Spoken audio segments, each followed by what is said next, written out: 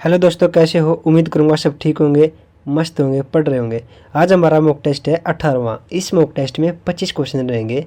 आपने कितने क्वेश्चन ठीक किए, कितने क्वेश्चन गलत किए और कितने क्वेश्चन आपको सीखने को मिले, कमेंट सेक्शन में ज़रूर बताइएगा। चलिए टेस्ट शुरू करते हैं। पहला क्वेश्चन है, हर्यक वंश का शासक अजातशत्रु किसका पुत्र था? ऑप्शन देखो, उदयन, बिंबिसार, अनिरुद्र या फिर नागदशक। बताओ इसका आंसर क्या होगा।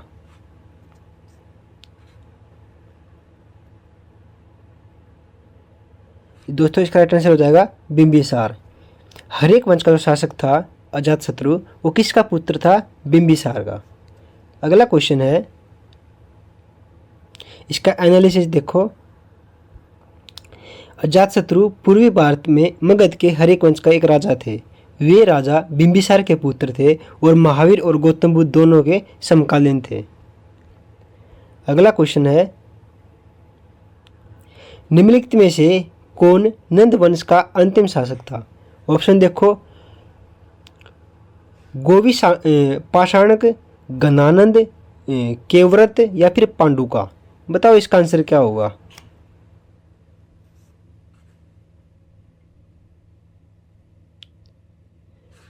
दोस्तों इसका आंसर हो जाएगा गणानंद। जो नंद वंश का अंतिम शासक था वो कौन था? गणानंद था। इसका एनालिसिस देखो। चौथी शताब्दी ईसा पूर्व के दौरान भारत के उत्तरी भाग में नंद वंश का शासन था। गणानंद नंद वंश का अंतिम राजा था। पांडुका इस राजवंश के दूसरे राजा थे और गोविंद शासक नंद वंश के 6वें राजा थे और केवव्रत इस वंश का 8वां शासक था। यानी जो ये नंद वंश थे ये इनके शासकों के नाम दे रखे हैं, लेकिन ये आगे पीछे दे रखे हैं। ये बताना था कि इसका शासक कौन था जिसने इसकी स्थापना करी थी। अगला है, हर्यक वंश से मगध के पहले शासक कौन थे? ऑप्शन देखो, अशोक, बिंबिसार, प्रसेनजित या फिर अजातशत्रु। बताओ इसका आंसर क्या होगा।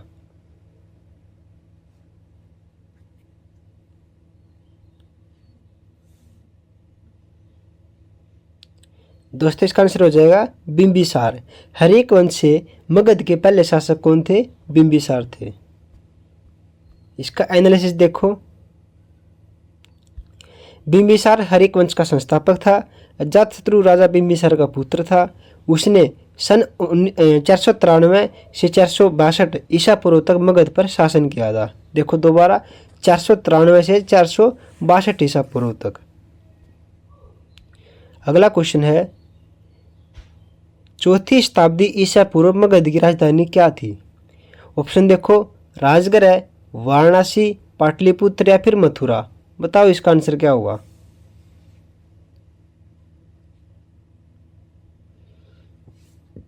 दोस्तों इसका राइट आंसर हो जाएगा राजगृह। चौथी शताब्दी ईसा पूर्व मगध की जो राजधानी थी वो क्या थी? राजगृह। एनालिसिस देखो इसका। मगध पर शासन करने वाला पहला शासक वंश बृहद्रथ वंश को माना जाता है। इसकी प्रारंभिक राजधानी गिरिव्रज थी और वर्तमान में जो राजगीर हुआ करती थी। उदयन ने गिरिव्रज से अपनी राजधानी को पाटलिपुत्र में स्थानांतरित कर दिया था और शिशुनाग वंश ने जो राजधानी थी पाटलिपुत्र से वैशाली में अपना जो उसका जो स्थानांतरित करते हैं वो कर दिया था। वैशाली महान मगध राज्य की तीसरी राजधानी थी। कौन सी राजधानी? तीसरी राजधानी। अगला क्वेश्चन देखो, चौथी शताब्दी ईसा पूर्व में मगध की राजधानी को डैश से कहाँ तक स्थानांतरित कर दिया गया था? बताओ। ऑप्शन देखो, मथुरा, पानीपत, वाराणसी या फिर पाटलिपुत्र। बताओ इसका आंसर क्या होगा।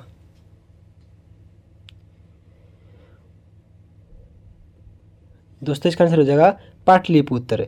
यानी जो मगध की राजधानी थी वो क्या कर दिया था? उसको स्थानांतरित कर दिया गया था। ठीक है, कहाँ ले गए थे उसको? पाटलिपुत्र ले गए थे। इसका एनालिसिस देखो।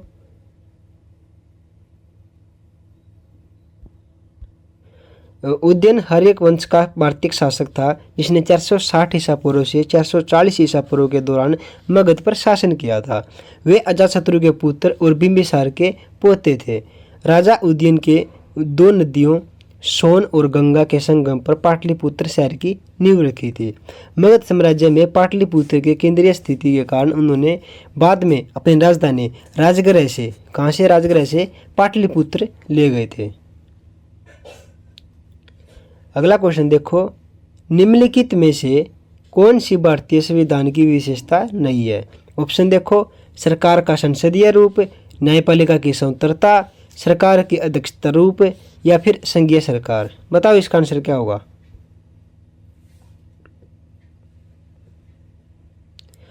दोस्तों इसका आंसर हो जाएगा सरकार की अध्यक्षात्मक रूप, यानी जो भारत की जो संविधान की जो विशेषता है वो इनमें से नहीं है। बाकी ये दो तीन दे रखी हैं, ये भारत की संविधान की विशेषता है। ऑप्शन देखो दोबारा, सरकार का संसदीय रूप ये विशेषता है, न्यायपालिका की स्वतंत्रता ये भी अपने जो संविधान है उसकी विशेषता है, और जो संघीय सरकार है ये अपने संविधान की विशेषता है। यानी सरकार का अध्यक्षात्मक रूप ये हमारे संविधान की विशेषता नहीं है।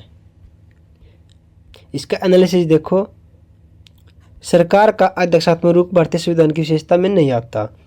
भारतीय संविधान एक संघात्मक गणराज्य की स्थापना करता है। हमारे संविधान में एक संघ 29 राज्य है, यानी अब जो कितने हैं 28 राज्य है जिनको शक्तियों और कर्तव्य सौंपे गए हैं। इस दृष्टि से यह अमेरिका संविधान से समानता रखता है। अगला क्वेश्चन है, भारतीय संविधान कैसा है? ऑप्शन देखो, संघीय, अर्ध संघीय या संघीयवत या फिर एकात्मक या फिर राष्ट्रपति शासन प्रणाली। बताओ इसका आंसर क्या होगा? दोस्तों इसका आंसर हो जाएगा अर्ध संघीय और संघीयवत। कैसा संविधान है भारत का? अर्ध संघीय और संघीयवत। इसका एनालिसिस देखो, भारतीय संविधान का ढांचा एकात्मक विशेषताओं के साथ साथ संघात्मक भी है। भारतीय संविधान न तो पूर्ण रूप से संघात्मक है और न ही पूर्ण रूप से एकात्मक है, ये दोनों का सम्मिश्रण है। भारतीय संविधान अर्ध संघीय है। अगला क्वेश्चन देखो, भारतीय संविधान के अनुच्छेद एक का एक पार्ट में यह घोषणा की गई है कि इंडियन अर्थात भारत है। ऑप्शन देखो और इसका आंसर बताओ।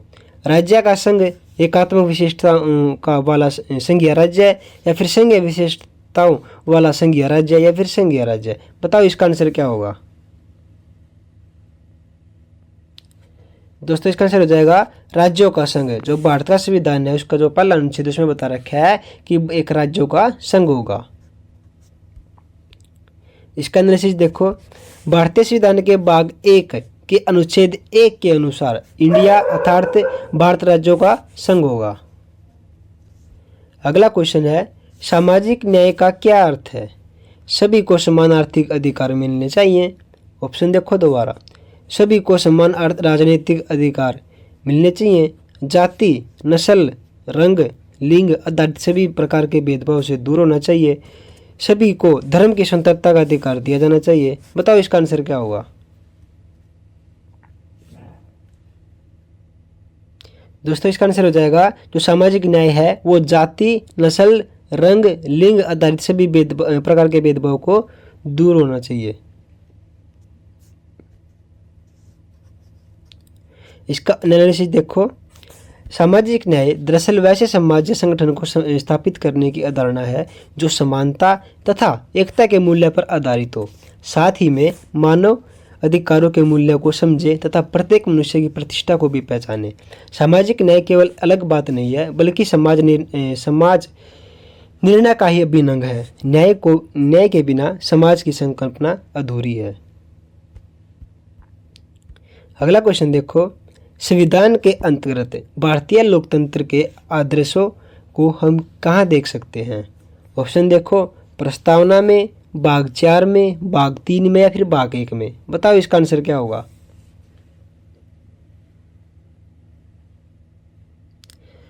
दोस्तों इसका राइट आंसर हो जाएगा भाग 4 में। जो भारतीय संविधान की जो लोकतंत्र के आदर्श हैं वो हम कहाँ देख सकते हैं? वो हम देख सकते हैं भाग 4 में। इसका एनालिसिस देखो, भारतीय संविधान की प्रस्तावना में हम भारतीय संविधान का जो सार है, अपेक्षाएं हैं, उद्देश्य हैं, उनके लक्षण और दर्शन दे रखे हैं, उनके प्रस्तावना की घोषणा है, वो हमें उसकी जो घोषणा होती है प्रस्तावना की, वो संविधान की अपनी शक्ति सीधे जनता से प्राप्त करता है। ये बताती है कि संविधान जनता के लिए है, जनता का ही अंतम संप्रभु है। इसे ही हमें भारतीय लोकतंत्र के आदर्शों से परिचय कराया जाता है। अगला क्वेश्चन है, इसमें से कौन पृथ्वी के आकार की तुलना में छोटे ग्रह हैं? इनमें से कौन पृथ्वी के आकार की तुलना में छोटे ग्रह हैं? ऑप्शन देखो, अरुण और मंगल, वरुण और शुक्र, शुक्र और मंगल, और वरुण और मंगल। बताओ इसका आंसर क्या होगा?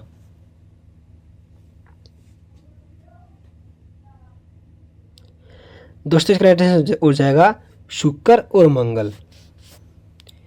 जो शुक्र और मंगल हैं वे पृथ्वी के आकार की तुलना में छोटे ग्रह हैं। अगला क्वेश्चन है, ओरियन तारामंडल का सबसे चमकीला तारा कौन सा है? ऑप्शन देखो, बेटे गैलियूज, या फिर रिगेल, या फिर एलिनम, या फिर एटा ओरियन एरियोनियस। बताओ इसका आंसर क्या होगा? दोस्तों इसका राइट आंसर हो जाएगा रिगेल। जो रिगेल है वो क्या है? ओरियन तारामंडल का सबसे चमकीला तारा है। अगला क्वेश्चन है, निम्नलिखित में से कौन सा तारा सूर्य के सबसे नज़दीक है? ऑप्शन देखो, प्रोक्सिमा सेंचुरी, या फिर सीरियस, या फिर डिनेब, या फिर बेटे ग्लेन्यूज। बताओ इसका आंसर क्या होगा?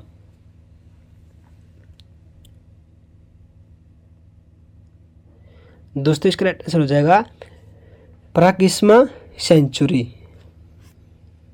जो प्रोक्सिमा सेंचुरी है वो क्या है? सूर्य के सबसे नज़दीकी तारा है। अगला क्वेश्चन है, ब्लड मून शब्द का प्रयोग किसके लिए किया जाता है? जो ब्लड मून है उसका जो शब्द है वो बताना है कि किस लिए उसका प्रयोग किया जाता है। ऑप्शन देखो, सूर्य ग्रहण, चंद्र ग्रहण, अर्ध चंद्रमा, या फिर पूर्ण चंद्रमा। बताओ इसका आंसर क्या होगा?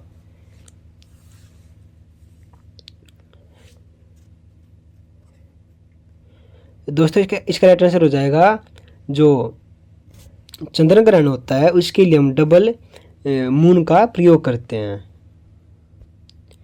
अगला क्वेश्चन है, ओरियन तारामंडल को अन्य किस नाम से जाना जाता है? जो ओरियन तारामंडल है उसको अन्य किस नाम से जाना जाता है? ऑप्शन देखो, पाइपर, प्रेडेटर, या फिर फाइटर, या फिर हंटर। बताओ इसका आंसर क्या होगा? दोस्तों इसका राइट आंसर हो जाएगा हंटर। जो ओरियन तारामंडल है उसका जो अन्य नाम है वो है क्या है? हंटर। अगला क्वेश्चन है, बड़ी फर्मों की कम संख्या वाले बाजार को क्या कहते हैं? ऑप्शन देखो, द्विअधिकार, अल्पाधिकार, प्रतिस्पर्धा, या फिर एकाधिकार। बताओ इसका आंसर क्या होगा?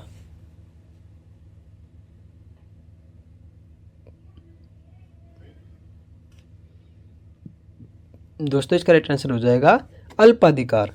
जो बड़ी फर्मों की बड़ी फर्मों की कम संख्या वाले जो बाजार होते हैं उनको क्या बोलते हैं?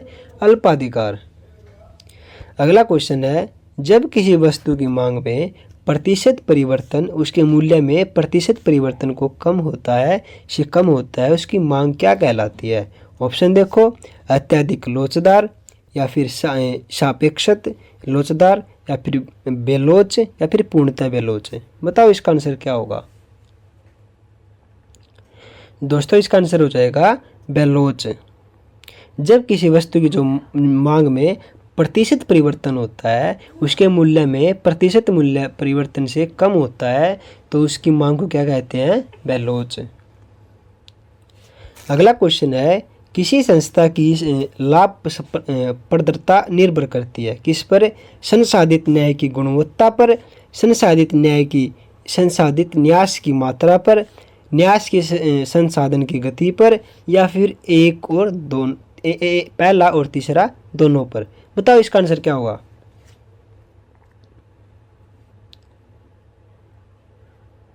दोस्तों इसका राइट आंसर हो जाएगा न्याय के संसाधन के गति पर।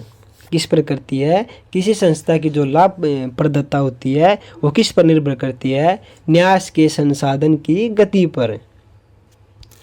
अगला क्वेश्चन है, द्विपक्षीय एकाधिकार किस बाजार स्थिति को दर्शाता है? जो द्विपक्षीय एकाधिकार है वो किस प्रकार की स्थिति को दर्शाता है? ऑप्शन देखो, दो विक्रेता, दो क्रेता, एक विक्रेता, दो क्रेता, दो विक्रेता, एक क्रेता, एक विक्रेता या फिर एक क्रेता। बताओ इसका आंसर क्या होगा? दोस्तों इसका आंसर हो जाएगा एक विक्रेता एक क्रेता। क्या दो द्विपक्षीय एकाधिकार है वो किस बाजार की स्थिति को दर्शाता है?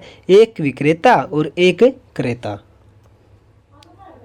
अगला क्वेश्चन है, प्रेडिक्शन कार्य इनपुट और किसके बीच के प्रकार्यात्मक संबंध को दर्शाता है? ऑप्शन देखो, प्रोडक्ट, आउटपुट, प्रोड्यूसर या फिर सर्विस। बताओ इसका आंसर क्या होगा?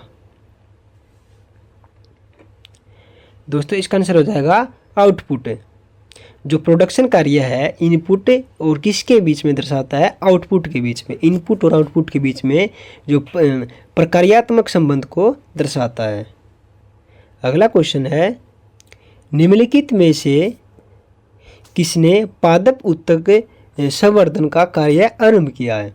ऑप्शन देखो, FC स्टीवार्ड, P माहेश्वरी या फिर PR व्हाइट या फिर हैबर लेडिट। बताओ इसका आंसर क्या होगा?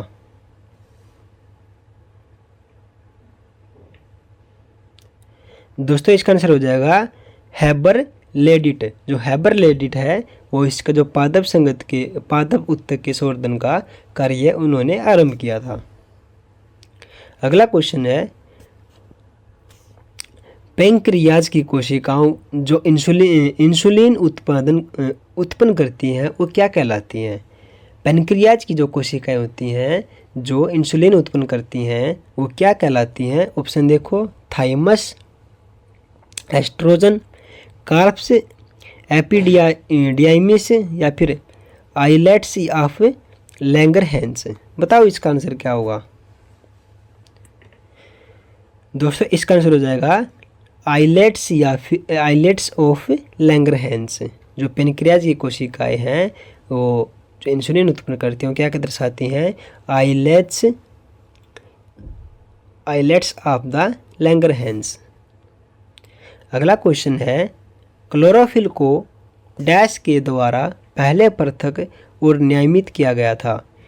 ऑप्शन देखो, केवंतु, क्लोरोफिल, पेलेंटियर या फिर केवंतु और पेलेंटियर। बताओ इसका आंसर क्या होगा?